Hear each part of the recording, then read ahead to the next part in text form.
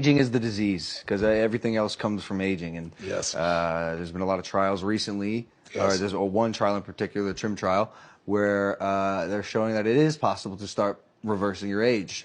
There's fasting, there's all this sorts of different stuff. Yeah. Do you know your epigenetic age? I do. I just had it done recently. So I'm 62, but I'm 51. 62 chronologically, 51 biochemically. Cool. But there's so many beautiful experts in longevity, but Dr. David Sinclair is, I think, one of the best. He's one of my dearest friends from Harvard. And he took his 80-year-old father, who since he was 70, barely walked, never worked out, seemed to be losing cognitive capacity, and transformed him with a couple of very simple tools that make your body stronger. He now outlifts David in the gym. He walks, I think it's 2 or 3 miles every day. His cognitive came back. But here's the part you understand. I don't know if it's too complex. I'll keep it really simple. Most people know today, your DNA is not your destiny. Those 3.2 billion letters from your father and your mother, they're like the plan.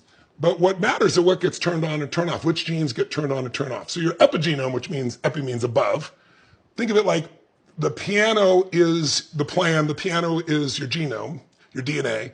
The player is the epigenome. And the epigenome is affected by diet, exercise, sleep, right? All the things, chemicals you're exposed to, et cetera. But there's something above that was discovered by David Sinclair and a couple other researchers. One was a Nobel Prize winner. And that is, there are these things called sirtuins. You don't have to remember the word, but just think of them as 7 master genes. These sirtuins do 2 things that are critical for your life. Now, you're 25? 26. 26, right? So you're not thinking about this very much right now. You got a mansion, you got a young team that's fixing it up. No, I'm obsessed. I'm thinking about all of it. Okay, well, I'm glad I'm trying to get ahead of it. Okay, I want to live to be 150. Most people aren't thinking that way when they're your age, but because you're an athlete, you're thinking it this way, right? Most people don't. But check this out. Your sirtuins do 2 things that are sometimes in competition as you get older. First, they turn on and off genes. And whether you get age older, quicker, faster, or slower, what happens to you disease-wise is which genes are turning off. You don't want certain genes turned on at a certain stage. These sirtuins affect the epigenome and shape that. They also affect inflammation, which as an athlete is the basis of all kinds of challenges. And they affect your mitochondria, which is the energy source in every cell in your body. So if you have high energy, that's strong. Well, they're the source that helps them to take food in and convert it into energy, into ATPs, I'm sure you know.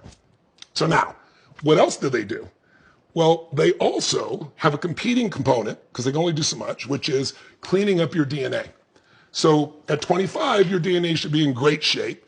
But at 35, no matter what you do, because of exposure to radiation, et cetera, your night sleeps and things, it'll be affected a little bit. Well, by the time you're 50 or 60, you accumulate all this, right? Well, right at the time when you need it the most,